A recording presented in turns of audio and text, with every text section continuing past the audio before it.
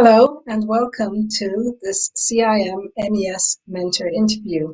I'm Jacqueline Allison, Capital Markets and Communications Professional and Chair of CIM MES, which is the Management and Economic Society of CIM. Before I introduce today's speaker, I would like to give you a little bit of background on CIM and MES. CIM is Canada's leading professional association for the minerals-related industries and petroleum, and it has multiple technical societies and local branches in Canada and overseas. MES actively works towards furthering education in mineral economics, and it uses funds that it raises to support various educational initiatives and programs in mineral economics at Canadian universities. As I've said, MES is the Management and Economic Society of CIM. So today I have with me Mauro Chiesa, and it is my pleasure to introduce him now. Welcome, Mauro. Thank you very much, Jacqueline. Yes, so Mauro, you were in the business of project financing for many years, and so you've had a long career, an interesting one, and we're delighted to hear about that today. Maybe you could tell us, to start off with, a little bit about your educational background and what got you into this part of the business.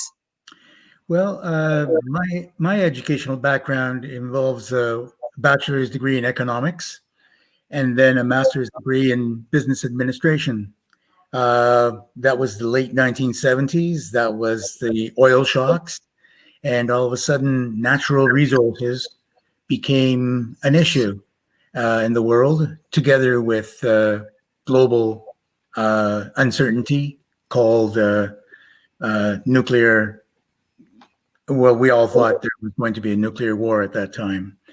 But basically, natural resources became an issue in the 1970s, and that piqued my interest, and that continued my interest. And I went to work for EDC in Ottawa for 4 years, and then moved south to New York for 11 years, where we worked on very difficult deals. The bank branches would handle the day-to-day banking requirements of mining companies, but projects needed specific financing treatment simply because the projects became more and more remote. This is PT Inco in Indonesia, Grasberg in Indonesia, Candelaria and Escondido in Chile, just to mention a few. Unfortunately, deals are very big. They're very irregular when the timing comes. And in a cyclical industry, they can be very difficult indeed if one has to maintain a budget, especially in New York City, where real estate is very expensive. So basically, I began to diversify into energy generation because that was a far more steadier business field. And nowadays, I find myself having to focus on renewable energy needs, not only for utilities, but also for mining companies, because many mines find themselves in deserts, with solar energy being abundant and far away from grids. And this is just an interesting interest that I've had over time. And it was purely coincidental that renewable energy and mining would now convene themselves together. Yes, you mentioned that over time you've noticed a lot of change in the industry, and you're already mentioning quite a few changes that you witnessed along the way. Well, not only changes, but transformational issues. And I'll give you some examples. In the early 1980s, financing a coal mine was a slam dunk because you all had great contracts with utilities that, of course, would buy all the coal that one could find. Now you're not going to find that. Soon you will see EVs come along, and therefore the need for metals for engine blocks and transmissions will be no longer. So basically, 100 years ago, we were 1 billion people on the face of this earth. Now we're soon to be 8 billion. And all of a sudden, mines have neighbors that they never knew had existed before. And that too is a change. In the 1980s and 1990s, one didn't need a plethora of permits. And now one does because you are going to be upsetting somebody nearby. So Right. basically, mining has just transformed itself from a lone dog operation in the middle of nowhere to something now that is integral, and people now are focusing on what the mine's going to look like after the mine is gone, and not just while the mine is there. Absolutely. And I know you've got a slide. Are you ready for me to put that up? Or? Yes, please. Okay. Yes, basically the slide, it covers my career. Okay, it's a 40-year slide. And on this slide, you can see the new mining developments. And I've tried to include as many metals as possible. But you can see that in the last 10 years, there's been an absolute dearth of new mining finds. And that basically means that small one mine companies are no more. That basically means that mergers and acquisitions and joint ventures are going to become more common. And that also means that countries are going to become more possessive. And by host countries, you can see that China, Chile, and Indonesia, just 3 examples where they're beginning to flex their political muscle. Bottom line is, yes, the prices will improve, but the mergers will continue. And therefore, for anyone that's looking to start a career, they're going to have to be more prudent in choosing who they wish to work for, and be more prudent on their networking. Because when opportunities are fewer, one simply has to accentuate one's network. I don't think we can say too much about networking. It really is so important for youngsters, whether they're students, young professionals, or mid-career and onwards, to continue to build and develop the relationships in the industry, because that's going to be so important for their career progression, for their learning, for their understanding of the industry in which they work. Absolutely. Yeah, so you've done, as we can see here, many years of work in the industry, and alongside that, you find time to do some volunteer work as well. Could you tell us a little bit about that? Oh, I'm just basically helping some students along. My partner is a professor at UBC here in Vancouver, and charting one's way for a career nowadays involves a lot of mentoring. And you worked with immigrants as well? Yes, I'm an immigrant myself. I was born in Italy. I spent the first 9 years of my life in Italy with 3 wartime widows, and without a radio and without a television, we basically had to listen to each other's stories. I just wish I had a tape recorder so I could remember stuff I heard. Okay, so you're very sensitive to that. And you have other interests as well. Some sports that you've been active in over the years? Oh, well, I was gifted. When I came to Canada, I didn't have English, but I could play a musical instrument. I could play sports, and I could also do math. And that basically got me through the initial years. And fortunately, the sports are most appreciated. And which instrument was that, by the way? Oh, saxophone and trumpet. Very nice. And do you still play today? No. Okay.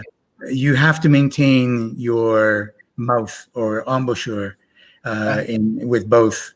And, when you live in a New York apartment for many years, and you want to not be evicted, you will get up your musical instruments. I see. And so as you think back then on the years that you've had in the business, what would you say is one of your more significant moments, something that might have changed direction for you or influenced you? Um, well, to be perfectly honest, working on what I thought were odd deals at the time, which became industry standards. But at that time, they went to New York because nobody in the various branches could work on them, Mhm. and they thought they were impossible deals. And sure enough, over time, they became standards. And I just wish I'd stuck around a little bit longer and so I could have picked up some of the credits. So you were helping to blaze the trail in the days, and we've come to see now that that set the standard for future. Well, but at the time, you don't think that they're going to blaze any trails. Why? Mm. Because they were always handled as odd deals, as specific deals. And then over time, as people went further and further afield to find new mines, they became standards, financing standards. Yes, yes. Wonderful. Maybe you could And tell us, sorry, go on. no, I was just going to say, I also, because I found myself with some ample time when I was in New York, I also ended up being volunteered for some bankruptcy actions. And Okay. they, in turn, taught me a great deal as to how capital markets work and cannot work. What would you say you learned from that process then? Trust. Mm. Hmm. You can have all the documents in the world, but when you're dealing with a scoundrel, not Hmm. much, and not much to save you. And that's why I'm a little bit worried about the virtual world that we're now involved in, because basically you just do not meet people anymore. You cannot look at them in the eye. You can't quiz them over dinner, and then you still have to sign a deal tomorrow morning. So it's not quite the same thing meeting someone online by Zoom or other means to build and really understand that person and build that relationship. Well, it's great at the beginning, for the initial introductions. It's also very carbon friendly. It's also very, time effective. But Mhm. ultimately, you do have to meet the person. You do have to sit down to essentially establish the situation that is required for a deal to go forward. Yes, yes. And we know in mining how important it is to know and trust management teams, and that makes so much of a difference in the outcome of a project. Oh, without a doubt. I'm currently involved in two deals. I've signed non-disclosure agreements, so I'll keep them as general as possible. But I'm involved as an expert advisor to a law firm, which is dealing with some troubled joint ventures. The joint ventures started off as partnerships between groups A and B, and because of mergers and acquisitions, they ended up being partnerships between groups C and D, and A and B understood each other very well and had common strategies. C and D do not understand each well and do not have common strategies. Interesting outcomes there. Okay, well, that's good to hear some of what you're facing. What would you say were some of the challenges you felt you had to face along the way that required some, skill or strength to overcome? Just the changing industry. All Hmm. of a sudden, the frequent deals that were happening in the 80s became less frequent in the 90s. With the fall of the Iron Curtain, all of a sudden, a lot more of the world became available. And it wasn't just a situation of developing mining projects in one part of the world only. And that basically required a more diversified skill set from me. Hmm. Hmm. Okay, well, I think the youngsters are going to learn that along the way. It always is good to think about refreshing skills and staying open and being willing to learn from new challenges and to embrace them as they come, because it's going to be part of what builds them into a better professional ultimately. Yeah, I also did a brief course in from Wharton to refresh my skills in about 15 years ago. Right. Yeah. Yeah. And I thought I needed it because I realized that the world was rapidly changing. Yeah, so there's formal education and then there's informal education, and there's so many opportunities to attend webinars and conferences and learn from the presentations, and also have that opportunity to continue the networking process. So all good opportunities. Well, it's a must, and that leads into yet another skill set that's required. And I would say learn as many languages as possible. I speak English, French, and Italian, and different language or a different set of eyes is the old maxim. Yeah, well, certainly when you think about where the minds are in so many different countries and then many languages, and it does help to understand what's going on in the background, even if the main stuff's going on in the language that's your first language. Without a doubt. And it's not just the mines that we're visiting when we go on mine trips. It's also the cities or the villages, to understand what what it feels like on the ground. What are the conditions? What are the concerns? And so to get a proper feel for a place, it does help to be able to go and do your own reconnaissance, and learning the language or knowing the language ahead of time does help. So Mauro, maybe you could tell us a bit about what you're doing currently.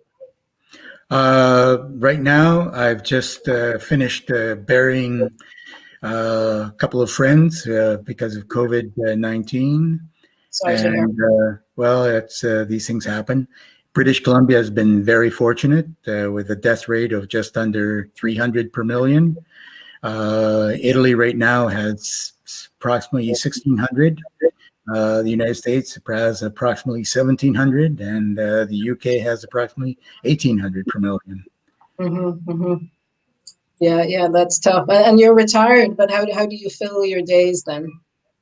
I'm working on a presentation right now for CIM annual virtual convention in May, and I will also be going to see a few projects in the summertime, assuming that one can get a plane. Right. Yes, I think everyone's looking forward to travel. Even those who felt it was too much before are probably missing it quite a bit, because it has been a while. So that's great. And are you also interested in some board work, mining companies or others? I was, but unfortunately, because of the consolidation that's happening in the industry, there is no more Falconbridge, there is no more Alcan, there is no more Inco, there is no more Placer Dome, there is no more Gold Corp, there is no more Barrick, standalone Barrick. Now it's a merger. Those opportunities are getting fewer and fewer. And in Vancouver, there really isn't that much. What there is in Vancouver are a couple of old farts who still think that one can do mines the way we did them in the 1980s and 1990s. And unfortunately, that's not so. So yeah, you're feeling that they need to get current with the times. Well, they have to. And if they don't, somebody else will. But flipping an asset was always, tantamount to development in Vancouver. So I think a lot of the people here just are still interested in flipping assets to somebody who's larger and more developed. Right. So I guess as we wrap up here, is there any last word or thought that you'd like to share with viewers before we wind down? Well, this will not be the same industry in 10 years' time. EVs are coming. The Asian trade bloc is here. It's just signed. It's 30% of the world's population. And the capital markets now insist on dividends, something that mining companies used to consider sacrilegious. And last but not least, host countries are becoming more adamant, whether it's China, whether it's Indonesia, whether it's Chile, they're going to be more adamant. So I think the kids are going to have to learn diplomacy. They're going to have to learn additional languages, and they're going to have to learn to just simply dance with the host country and to not be such an arrogant minor anymore. Mm-hmm. Yes, lots to be conscious about. So thanks very much for sharing that advice. I think it's going to be very helpful for those who hear it, and hopefully they can take that advice and build that into the career and have a wonderful career in the business. It's a very wide-ranging business, but what you have said there applies across the board. So thanks very much. It's a pleasure to speak to you today, and I look forward to talking to you again soon. It has been a pleasure. Thank you very much. Bye. Bye now.